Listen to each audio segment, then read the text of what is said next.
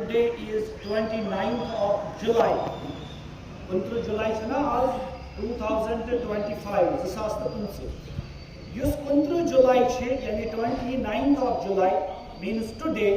It is celebrated throughout India. Sarsi Hindustanas maz do yivan celebrate karna as the anniversary of NEP 2020. The anniversary of NEP 2020.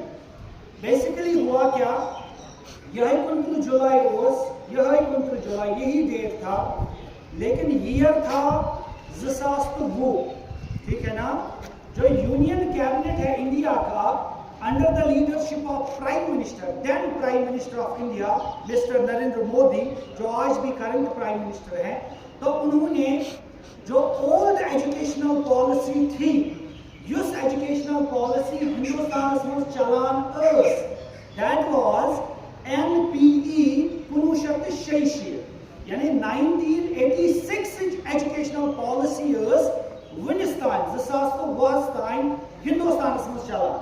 Yus exam is divan temuk pattern was according to that policy of 1986. Yus syllabus was aims methods of teaching या जो भी तरीका education का जो भी system था, that was as per the vision document of 1986. लेकिन 2020 में क्या हुआ, ये जो एजुकेशनल पॉलिसी थी इसको रिप्लेस किया गया, इसको बदल दिया गया एक न्यू एजुकेशनल पॉलिसी से।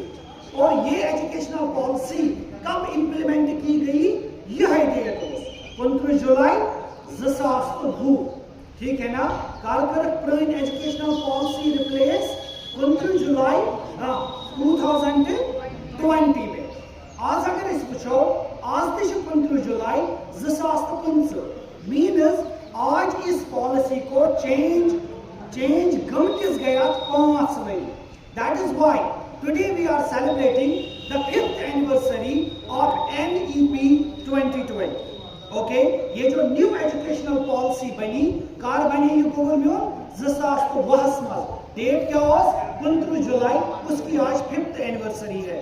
कल शाम को एक डायरेक्शन आई वर्दी डायरेक्टोरेट की तरफ से कि आज का दिन जो है आप इसको सेलिब्रेट कीजिए एज NEP 2020 मेला, ठीक है ना।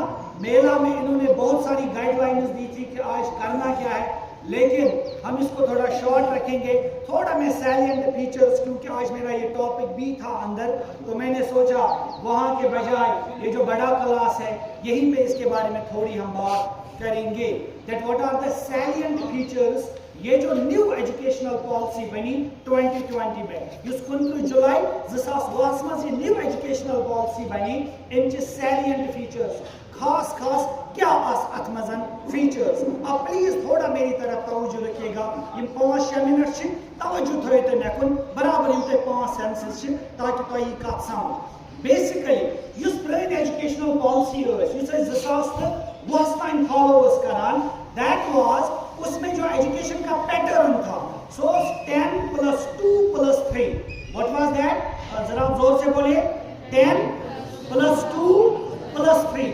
10 मीन्स गोडनिकन 10 वरियन उसने पढ़ान इसको हम बोलते थे यह बेसिक एजुकेशन, प्रिपरेटरी एजुकेशन। उसके बाद +2 मीन्स जिसने 11th to 12th पढ़ान, इसमें हम स्पेशलाइजेशन करते थे। कहाँ लड़कों आर्ट्स कुन गसान, ह्यूमैनिटीज कुन गसान, कोई मेडिकल की तरफ जाता था, कोई कॉमर्स की तरफ जाता था। It was happening at +2 stage, good 10 various preparatory stage. उसके बाद जो +2 है दैट मीन्स यहाँ पे स्पेशलाइजेशन होती थी, आप अलग अलग कैटेगरीज में जाते थे। उसके बाद +3 मीन्स इसमें आप प्रोफेशनल डिग्री करते थे, कौस डॉक्टरी करान, कौस इंजीनियरिंग करान, कौस बैचलर ऑफ साइंस करान, कौस बैचलर ऑफ आर्ट्स करान। ये पुरानी एजुकेशनल पॉलिसी थी। 10+2+3 मीन्स 10 वरियंस फंडामेंटल एजुकेशन, बेसिक एजुकेशन। उसके बाद 2 साल स्पेशलाइजेशन में आप गुजारते थे। उसके बाद 3 साल उसमें आप प्रोफेशनल डिग्री कोई हासिल करते थे। युस वनकस एट प्रेजेंट गवर्नमेंट गुजार। लेकिन जो न्यू एजुकेशनल पॉलिसी बनी 2020 में, इसका पैटर्न ही चेंज हो गया। सबसे पहले इन्होंने ये जो पैटर्न है ये चेंज किया। इस पैटर्न के बाद इन्होंने लाया क्या, they brought 5 + 3 + 3 + 4। जरा बोलो, 5 + 3 + 3 + 4। I get it with the baby. What is that? 5 + 3 + 3 + 4, यानी 3 इसमें 2 बार। ओके, थोड़ा हम इसके बारे में बात करेंगे। 5 का मतलब क्या हुआ? ये साथ इस प्लेन एजुकेशनल पॉलिसी छु वचान इन्हें 1986 मज राजीव गांधी दित उस पॉलिसी में क्या था, तथ पॉलिसी मज बच्चस पे एडमिशन कर ये साथ शुरू हो गए in the class of first अवलस मज शुरू एडमिशन कर। लेकिन ये जो न्यू पॉलिसी बनी, इट इज ये किसकी डायरेक्शन में है? जैसे यूएसए में अभी पॉलिसी है, जैसे यूके में पॉलिसी है, जैसे top most education system Finland की वहां कंसिडर करना, फिनलैंड की एजुकेशनल पॉलिसी पे ये पॉलिसी इंडिया ने बनाई। इसमें क्या हुआ? 5 सबसे पहले क्या बोला गया, यूएस एजुकेशन ये करो ना शिव हेल्पेट स्टार्ट किया, बल्कि इसको हम 3 साल से स्टार्ट करेंगे। यानी बच्चे करो एडमिशन कर, वेरी गुड, कब ये साल कत वो गसी 3 बच्चस करो एडमिशन नर्सरी पर कब गई LKG, उसके बाद UKG, उसके बाद फर्स्ट, उसके बाद सेकंड। कितने साल आ गए? 5 साल। दिस इज जो पहला 5 आप देखते हो न्यू एजुकेशनल पॉलिसी में। बच्चस करो एडमिशन से नर्सरी, उसके बाद LKG, उसके बाद UKG, उसके बाद फर्स्ट, उसके बाद सेकंड। और ये जो 5 साल है इसमें सिर्फ प्ले वे मेथड होगा, यानी बच्ची स्कूल एडमिशन सिर्फ गिनो और कुछ नहीं, किताबों के साथ कुछ भी नहीं। It is no bad period, no books period. यानी ये वो स्टेज है जहाँ पे बच्चे को ना किताबों की जरूरत है, ना बैग्स की जरूरत है, ना नॉर्मल क्लासरूम्स की जरूरत है, बल्कि इवन 5 सिर्फ बैच। This is first 5। उसके बाद क्या था? 3 5 + 3 + 3 + 4। तो ये पहले 5 साल हो गए का क्लासेस टाइम सेकंड स्थान। उसके बाद +3 में क्या आएगा? थर्ड क्लास, फोर्थ क्लास और फिफ्थ क्लास। दिया जिसे थर्ड क्लास, फोर्थ क्लास और फिफ्थ क्लास है, इसका नाम रखा गया प्रेपरेटरी स्टेज। जिस बड़ी 5 फाउंडेशन स्टेज जहां पर बच्चे को सिर्फ खेलना है।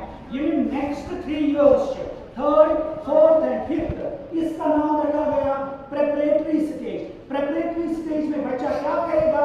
इसको लिटरेसी, न्यूमरेसी और टेक्नोक्रेसी, जो शायद आपको पता होगा, थोड़ा बहुत रीडिंग, थोड़ा बहुत राइटिंग, थोड़ा बहुत अर्थमेटिक्स, जिसको मैथमेटिक्स बोलते हैं, इन पे इसको थोड़ा बहुत फोकस किया जाएगा। That is why this stage was called as what? In fact is called as what? Preparatory stage. ठीक है ना? उसके बाद अगेन +3, उसमें क्या आएगा? पहले हाई इयर्स का जरा कौन बोलेगा क्या क्या था? Nursery, LKG, UKG, first and second. उसके बाद थर्ड, वो क्या था? +3 क्या था? Very good, third, fourth and fifth. उसके बाद 1 और 3, उसमें क्या आएगा? 6, 7 एंड 8। इसको हम बोलते हैं middle stage. New educational policy 2020 में क्या स्टेज बोलते हैं? Middle stage. मिडिल स्टेज में क्या होगा? मिडिल स्टेज में यह होगा कि यहाँ पे आपको वोकेशनल सब्जेक्ट्स इंट्रोड्यूस किए जाएंगे। यानी युथी बच्चे से किस युथी पे गोबल न्यूमन 11 खचान ٲسِو तोय ٲسِو वनान तोय ؤنِو तुम क्या रखियो ह्यूमैनिटीज कॉमर्स कि मेडिकल। यहाँ पे क्या होगा? युथी बच्चे 6th क्लास में वाटे इसको क्या बोला जाएगा? एमएससी 1 में वन सब कुछ वोकेशनल सब्जेक्ट रहे। विंडस्तान क्या हो?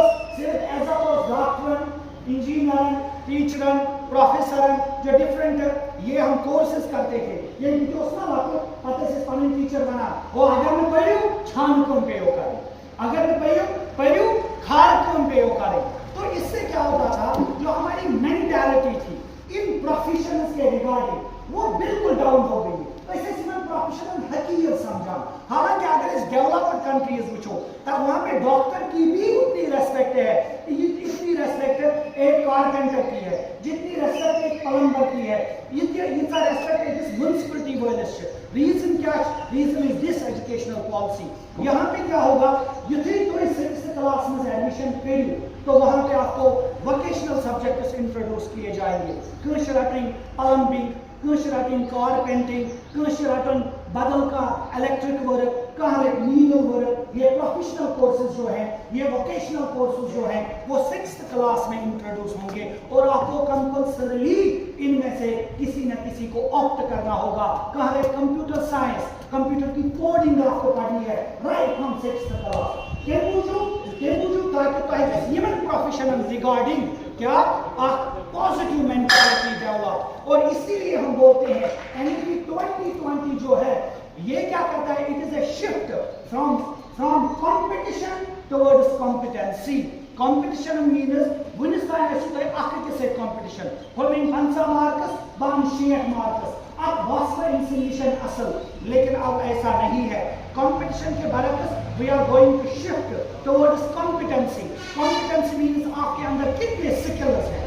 सो बच्चे ज्यादा बेहतर ये अंदर ज्यादा स्किल्स आसन। मिसाल के तौर पर कम बच्चे तमिस प्लम्बिंग की तगान, कारपेंटिंग की तगान, नीडल वर्क की तगान, तो उसकी कॉम्पिटेंसी ज्यादा है, यानी उसमें स्किल ज्यादा है, वो उस बच्चे से ज्यादा बेहतर है। ये मिस अपनी स्किल है, ये मिस रही स्किल्स आसन।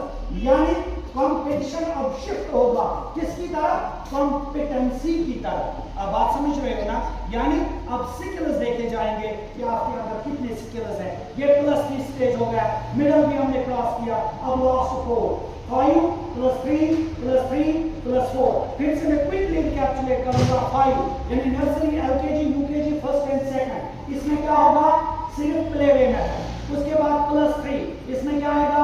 थर्ड, फोर्थ एंड फिफ्थ, जिसको हम प्रेपरेटरी स्टेज बोलेंगे। रीडिंग, राइटिंग और मैथमेटिक्स पे जोर दिया जाएगा। उसके बाद और 3 6th, 7th एंड 8th, जिसको हम मिडिल स्टेज बोलते हैं। इसमें वोकेशनल सब्जेक्ट्स आप में इंट्रोड्यूस होंगे। ईटा तो ज्यादा स्किल्स आसन, यूता छूटे ज्यादा बेहतर। नो कंपटीशन, मार्क्स में कोई कंपटीशन नहीं होगा, स्किल्स में होगा। इसके बाद लास्ट 4 ये क्या बचा? 9th, 10th, 11th and 12th। इसमें क्या होगा? इसमें स्पेशलाइजेशन होगा। युस विंकनस 11th में पैमाचे रटन ह्यूमैनिटीज वाते रटा, कॉमर्स वाते रटा, या आप मेडिकल की तरफ जाते हो, अब आपको ये 9th में करना होगा।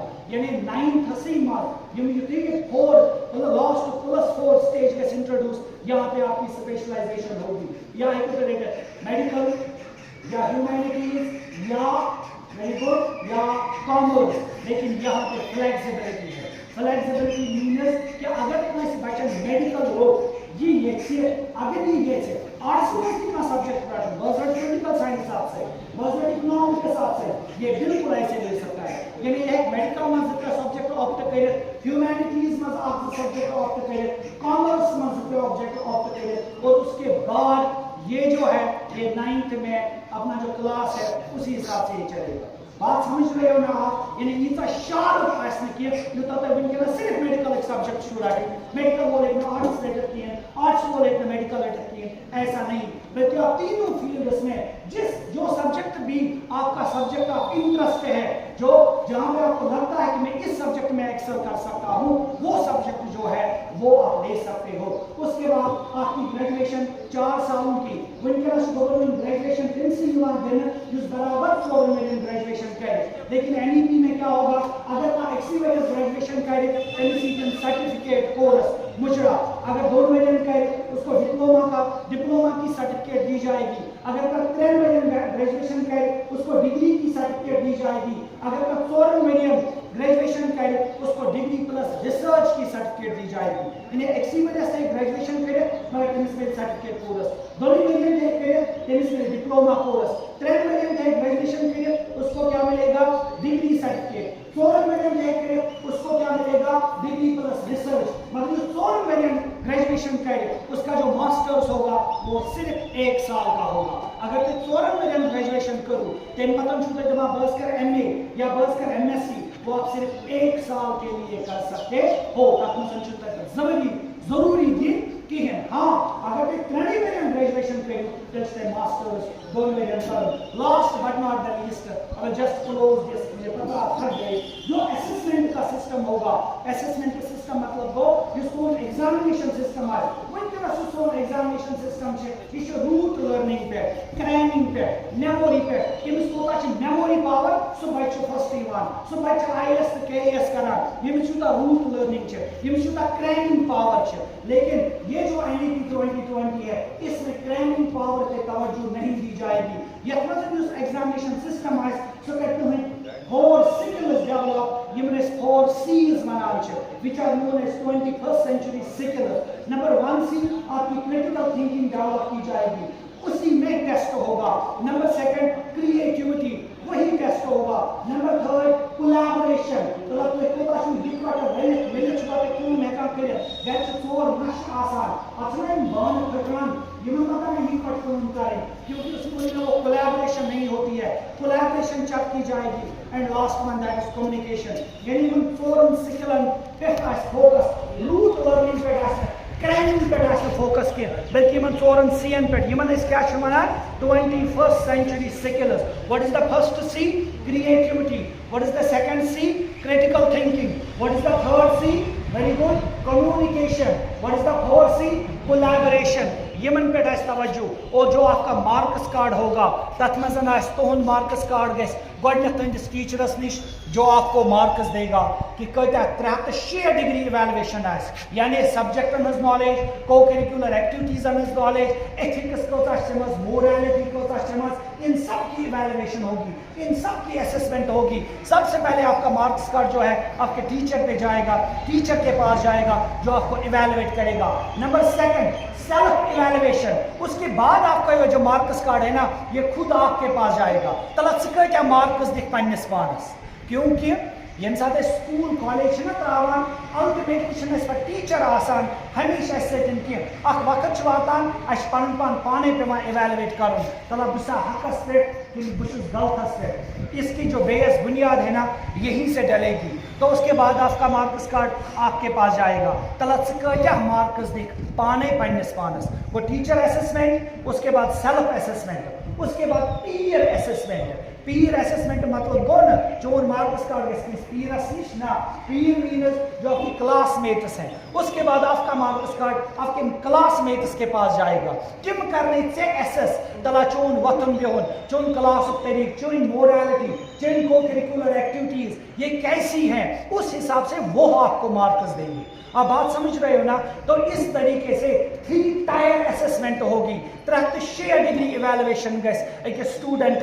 टीचर की करे मिस एसेस सेल्फ असेसमेंट करे पीर असेसमेंट गस मिस क्या टीचर जन हमेशा से आसान कि इन से क्या करे बच्चे ये अपने क्लासमेट्स के साथ ये मिस हक हमसाय आसन बोर्ड गस तिमन सतन करिए बेहतरीन सलूक ये वक्त गई बढ़िया असल पर हालांकि इसमें बहुत ज़्यादा टाइम होना चाहिए मैंने थोड़ी बहुत इस पर कोशिश की जस्टिफिकेशन करने की as per the direction I hope कि तयस कथ आमद थैंक्स अ लॉट अब आप जोरदार तालियां कर सकते हैं जोरदार तालियां चलो